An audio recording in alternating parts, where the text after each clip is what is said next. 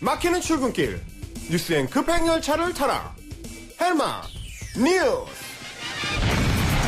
네, 매일 아침에 청취자 여러분의 속을 시원하게 뚫어드리는 시간입니다. 오늘도 헬마 뉴스. 헬마우스 임경빈 작가 나와 계십니다. 작가님 안녕하세요. 안녕하세요, 헬마우스입니다. 제가 오늘 어제 오늘 들으면서 참 속 시원하다 이런 느낌을 가졌던 그런 소식이 하나 있습니다. 뭐가요? 김경수 경남도지사가 돈을 준다는 거예요. 그것도 다른 사람은 막 50만 원 이런데 이분은 100만 원 이런. 화끈하게. 예. 네. 너무 좋지 않습니까? 네, 첫 번째 소식으로 그래서 제가 준비를 해봤습니다. 어제 이제 김경수 경남도지사가 재난 기본소득을 도입하자 이런 제안을 내놨는데, 네. 코로나19 사태에 대한 후속 대책 중에서도 이제 새로운 논쟁거리로 이 문제가 이제 부각을 하고 있습니다. 김 지사 같은 경우는 방금 이제 진행자께서 말씀하신 대로 재난기본소득을 100만 원씩을 개인한테 이제 부과하자 이렇게 이제 정부와 국회에 제안을 했는데 이게 이제 예전부터 기본소득을 주장해왔던 이재명 경기지사도 여기에 찬성하고 나서면서 네. 이 논의가 과연 여의도 정치권으로 옮겨붙게 될지 이제 주목이 됩니다.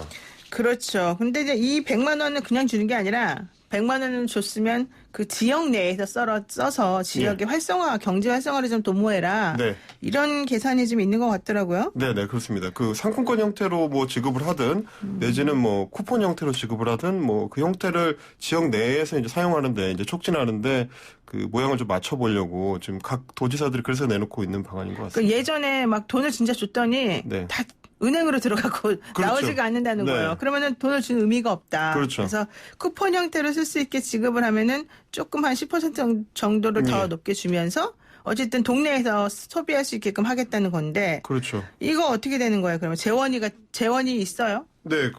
일단 말씀을 드리자면 사실은 기존의 각 지역화폐라고 해가지고 성남에서 하고 있죠. 지자체에서 시행을 한 지자체들이 많기 때문에 경험은 좀 축적이 돼 있는 상태인데 지금 내놓고 있는 방안을 보니까 아무래도 이제 국채를 발행하는 형태가 될 것 같습니다. 지금 추경안을 심사하는데 이제 묻어서 이제 같이 하자는 그런 방안인데 일단 모든 국민한테 100만 원씩을 지급하게 되면 51조 원이 필요하고요. 네. 50만 원씩을 지급하게 되면 26조 원이 소요되는 이제 엄청난 예산입니다. 이게 올해 예산이 500조 조금 넘으니까 10%에 해당하는 어마어마한 액수인데 김 지사 계산에 따르면 일단은 돈을 먼저 풀어서 소비를 진작시키면 그렇죠. 거기에 따라서 이제 추가적인 조세 수입이 생긴다는 겁니다. 그게 한 8조, 9조 정도 된다는 거고 그렇죠. 거기다가 이제 처음에는 일괄적으로 지급을 다 했다가 내년 연말 정산 때 고소득층에 대해서는 이제 다시 돌려받자. 고소득층한테는 줬던 걸 또 줬다가 다시 뺏는 거죠, 이제. 환수를 해가지고.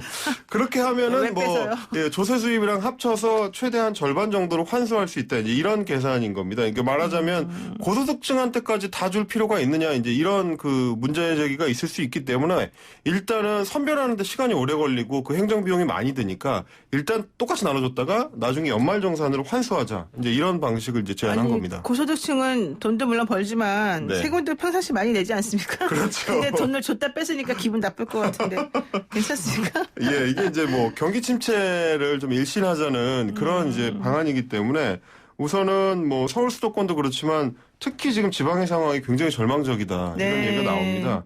당장 자영업자들이 폐업을 해야 될 상황이고 공장들은 다 문을 닫고 지금 실업이 눈앞에 닥친 사람들이 많기 때문에 이 상황에서 지금 추경안이 한 11조 원 정도로 편성이 되는데 이거 간에 기별도 안 간다. 그런 얘기가 일찌감치 나왔었고요. 결국은 지금과 같은 이제 비상 시기에는 좀 비상한 조치가 필요한 거 아니냐.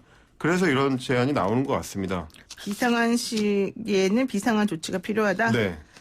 그렇군요. 자, 다른 얘기는 어떻게 되는 겁니까? 그래서 지금 말씀하신 것처럼 고소득층이라고 해서 돈을 줬다가 뺏는 게 어디 있느냐. 조삼모사 아니냐. 섭섭할 것 같아요. 네, 그런 얘기도 나오는데 말씀하신 대로 지금 일단은 기본소득 논의까지 나올 정도로 시민들이 이제 쓸 돈이 없다. 이런 문제의식이기 때문에 돈이 없는 사람들 내지는 이제 대체적으로 소득이 줄어드는 효과를 좀 상쇄하기 위해서 직접 돈을 쥐어주자, 쓸 수 있게 해주자 이런 방안인 거고요. 이런 걱정들이 나오는 상황에서는 일단은 조삼모사가 될지라도 우선 나눠주고 분위기를 만들자라는 게 이제 좀 중요한 것 같습니다. 지금은 뭐 극심한 침체가 닥쳐오는 상황이기 때문에 일단 돈을 당겨서 쓰고 네. 분위기가 바뀌고 나면 다시 걷어들이더라도 이제 이런 방안이 좀 필요하지 않을까. 이 고민이 좀 정치권에서 좀 풍성하게 해봐야 되는 그런 시점인 것 같습니다. 근데 지금 1조 4천억인가요? 막 그 돈이 지금 시중에 막 둥둥둥둥둥둥 떠다니고 있다는데 도대체 어디가 있는 거예요? 난 뭐 보지도 못했는데. 그러니까요. 참 이상해요. 돈이라고 하는 게. 예. 자, 그리고 두 번째 소식은 뭘까요? 자, 유럽의 코로나19 사태가 그야말로 급격하게 악화가 되고 있습니다. 이탈리아의 확진자가 하루에 1,000명이 넘게 폭증하면서 7,375명을 기록을 했고요. 이렇게 되면 우리를 뛰어넘어서 중국에 이은 세계 2위 확진자 그룹이 됩니다. 사망자도 366명을 넘어서 빠르게 악화되는 중이고요. 와. 지금 이제 이탈리아뿐만 아니라 독일과 프랑스도 100명, 200명씩 확진자가 폭증하면서 둘 다 확진자 1,000명을 넘었고요. 영국, 스웨덴, 네덜란드, 벨기에 뭐 이런 주요국들도 다 200여 명 이상씩이 이제 확진자가 가속이 되고 있는 상황입니다. 유럽의 이제 전 지역 감염은 이제 숨길 수 없는 상황이 된 것 같고 이렇게 네. 되면서 마스크나 손세정제 같은 방역 필수품들을 둘러싼 갈등도 커지고 있는데 네. 독일하고 프랑스, 체코 같은 제조업 선진국들이 이제 마스크 수출 금지를 선언하면서 어제 유럽 보건장관 회의가 열렸는데 거기서 이제 다른 나라들이 이거 뭐 하는 거냐, 하나의 유럽을 깨뜨리는 조치다. 그렇죠. 이런 이제 규탄에 나서면서 유럽이 더욱더 혼란스러운 상황이 되고 있습니다. 아니 그러니까 이탈리아가 확진자가 우리하고 비교도 안 되면 약간 빠른 시간 내에 네, 하루 1,000명 이상씩 폭증을 해서 지금 네. 현재 7,375명이 넘었고 그렇습니다. 우리를 뛰어넘어서 사망자도 366명이 넘었다. 네. 이거 우리보다 훨씬 심한 거 아니에요? 예, 훨씬 심각한 근데 왜 이렇게 된 거예요? 상황으로 가고 있는데 지금 이제 그렇지 않아도 지역 감염이 이미 확산이 된 상태에서 네. 확진을 하는 조치 자체가 좀 늦었다. 검사가 늦다 보니까 확진자 숫자가 빠르게 늘어나는 거고 그런 만큼 지금 뭐랄까요 이제 그 중증 환자가 많았기 때문에 네. 그만큼 사망자도 빠르게 늘고 있다. 이제 이렇게 볼 수 있을 것 같습니다. 그 이탈리아는 지금 이 상황을 좀 어떻게 차단하기 위해서 극단적으로 이탈리아 밀라노와 베네치아가 있는 북부와 동부 지역의 15개 지역에 대해서 이제 봉쇄 결정을 내렸는데요. 그렇죠. 해야죠. 예, 문제는 이 행정명령이 공식 발효되기도 전에 정보가 사전 유출이 됐다는 겁니다. 그러면서 그 봉쇄 조치 나오기 전날 난리가 났습니다. 밀라노 등지에서는 이 빠져나가려는 시민들로 그야말로 아수라장이 펼쳐졌는데 네. 기차와 자동차로 순식간에 사람들이 도시를 빠져나가서 남하하기 시작했고요.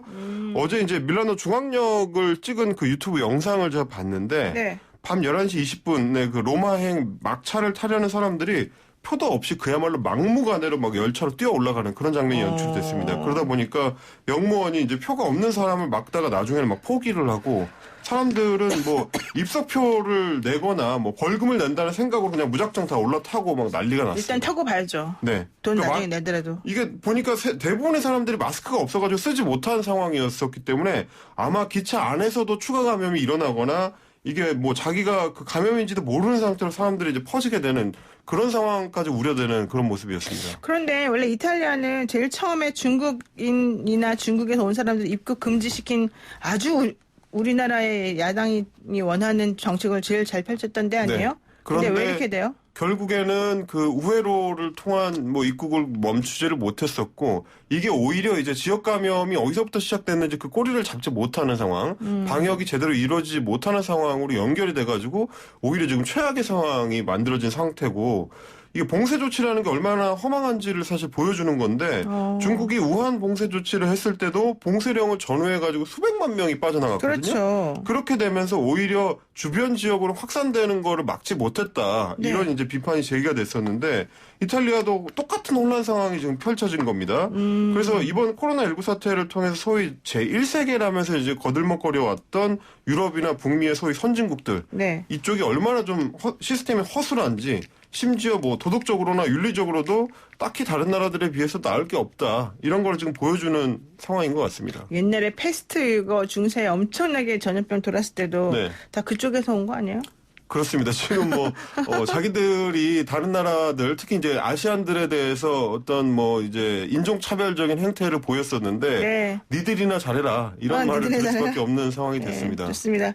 자, 이제 뭐 봉쇄 정치라는 게 얼마나 잘 될지 모르겠지만 좀 잘 됐으면 좋겠고요. 빨리 끝났으면 좋겠다는 게 하여튼 항상 결론입니다. 네. 자, 그리고 세 번째 소식은 뭘까요? 세 번째 소식은 이제 정치권 소식인데요. 그 민주당이 결국 비례연합정당에 참여할지 여부를 전당원에 대한 투표로 결정하기로 했습니다. 이번 주에 이제 모바일 투표를 통해서 최종 결정을 하기로 했는데 최고위원회의에서도 의견이 모아지지가 않아가지고 현재 의견이 통일되지 않고 있는 상황이고 자칫하면은 이제 새로운 비례제를 도입했던 취지를 스스로 깨트리는 꼼수다. 이런 이제 비판이 제기되면서 네. 그 뭐 반대편에서는 비례연합당에 참여하는 거는 네. 위성 정당을 만드는 거랑은 조금 다르다. 이제 이런 의견도 나오고 있어서 엇갈리고 있습니다. 주말에는 한때 민주당이 아예 비례대표 후보를 내지 않는 방안까지 이제 검토되기도 했을 정도로 혼란스러운 네. 상황입니다. 그런데 사실은 이제 지도부에서는 결론을 못 내린 거잖아요. 예, 그렇습니다. 그럼 어떻게 될 것 같아요? 심상정 의원 눈치 보느라고 계속 이제 이렇게 가는 거예요? 일단은 그 모바일 투표를 통해서 전당원들한테 의견을 묻겠다는 건데 중요한 사항이기 때문에 일각에서는 뭐 무책임하게 지금 당원들한테 책임을 미루는 거냐 이제 이런 얘기도 제기가 되고 있습니다. 그 정의당으로서도 사실 이제 고심이 깊은 대목일 수밖에 없는데 참여를 하자니 자기들이 주도를 했던 이제 선거제 개편에 대한 명분이 안 서고 참여를 안 하자니 혹시 연합정당이 성립이 되게 되면은 그렇죠. 비례의석 획득에 굉장히 영향을 미칠 수가 있는 상황이고 그래서 뭐 결국에는 뭐냐 민주당이 연합정당에 참여를 하는 이제 정당성을 얻으려면 포기를 하는 결단이 필요한 거 아니냐 이제 이런 얘기가 나옵니다. 현재 지지율대로 비례투표를 하게 되면 민주당이 한 6석에서 7석 정도를 얻게 될 걸로 보이는데 네. 비례연합당에 만약에 민주당이 참여를 한다면 그보다 많은 의석을 가져가면 안 되겠죠. 그렇죠. 그러니까 심상정 명분상으로는. 의원이라든가 정의당이 가지고 있는 기본으로 생각하는 의석을 하게 해주고 그렇죠. 그다음에 본인은 정말 거의 그냥 마음을 내려놓고 그렇습니다. 중간에 이제 있는 그 호남당, 민생당 녹색당 같은 뭐 네. 이제 그 소수 정당들한테 이제 많은 의석이 갈 수 있게 그렇죠. 배분하는 그렇죠. 뭐 그런 소위 이제 내려놓는 것이 이제 이 상황에서는 필요한 거 아니냐 이런 얘기가 나오고 있고 실제로도 이제 민주당에서 비례 그 관련한 이제 연합정당을 검토하는 이유가 그 미래한국당의 비례대표 독식 그리고 이제 미래통합당의 이제 다수당을 저지하려는 목표였던 만큼 그러니까 어떻게 하든지 간에 이제 구체적인 방안은 좀 희생하는 정신이 이제 필요하지 않을까 이제 이런 얘기들이 나오고 있습니다. 그렇군요. 자 어쨌든 이탈리아 상황 너무 심각한데 이 봉쇄 정치도 심각했고 그다음에 이 보수정당 관련해서 비례연합정당 참여하는 것도 복잡했고 이게 이제 주말 내내 나왔던 얘기란 말이에요. 네. 근데 정의당에서 약간 좀 모양 이상해지고 있다, 기류가 이상하게 흐른다라고 얘기하는 게 바로 윤소아 의원 아닙니까? 네네네. 네, 그동안에 이제 심상정 의원을 계속해서 꼼수라는 식으로 이제 비판을 계속 했는데, 윤소아 의원은 사실은 처음에는 말을 좀 그렇게 했다가 점점 바뀌고 있어요, 유연하게. 그렇죠. 근데 제가 민주당 쪽이나 다른 의원들한테 여쭤보니까, 심상정 의원하고 상대하기가 너무 힘들다. 심상정 의원이 너무 네. 이렇게 확고부동하셔가지고. 네, 명분 중심이다. 네, 너무 이 얘기가 잘 안 된다는 거예요.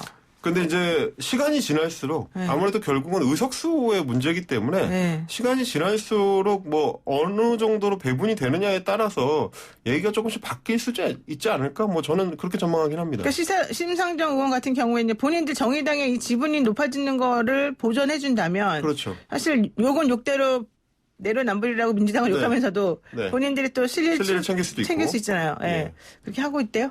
뭐 앞으로는 그 방향으로 움직이지 않을까? 저는 뭐 그렇게 전망을 하고 있습니다. 그렇군요. 네, 오늘 여기까지 들어야 될 것 같습니다. 아, 시간이 왜 이렇게 빨리 가는 거야, 도대체? 예, 고맙습니다. 감사합니다. 네, 헬마우스 임경빈 작가였습니다.